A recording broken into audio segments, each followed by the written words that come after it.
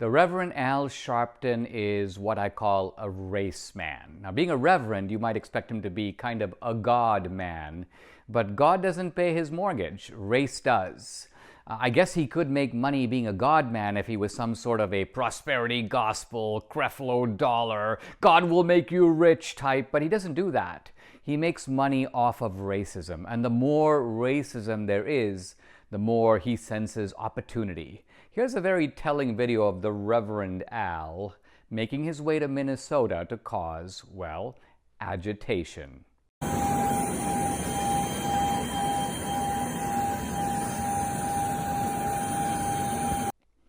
Wow, did you notice that private jet in the background? He's making his way to the private jet. And the thought that goes through my mind is, wow, what if somehow racism were to disappear overnight? Would the Reverend Sharpton still be able to afford to fly around in a private jet? But that's not the most disturbing thing about this episode. Sharpton, like Maxine Waters, they're going to Minnesota to cause agitation. Agitation among whom? Among the crowd, the rioters, the protesters, the BLM types. Why?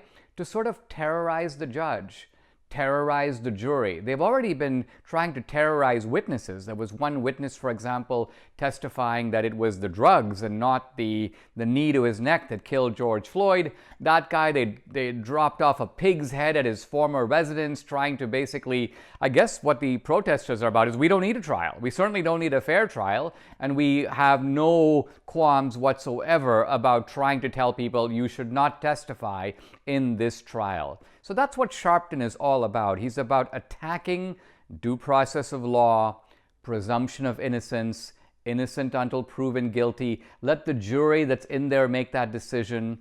One of the most striking things about the Chauvin trial is, is there room for reasonable doubt? We can't forget the video evidence of Chauvin's knee on Floyd's neck. Very disturbing and very incriminating.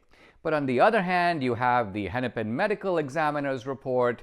You also have the autopsy report, all of which seem to say that that's not how the guy died. The guy seems to have died from an overdose of drugs. So the real question the jury has to decide is there room for reasonable doubt? The one thing, interestingly, that has not come up or has not been central in this trial at all is race. So the prosecution hasn't said Chauvin did it because Floyd was black. So what you have here with Maxine Waters, what you have here with Al Sharpton is the effort to inject race, to make it about race. And they're not the only ones. The media has been doing exactly the same thing. They've been racializing the trial because that's what gets people agitated, and that's what helps to pay for that private jet.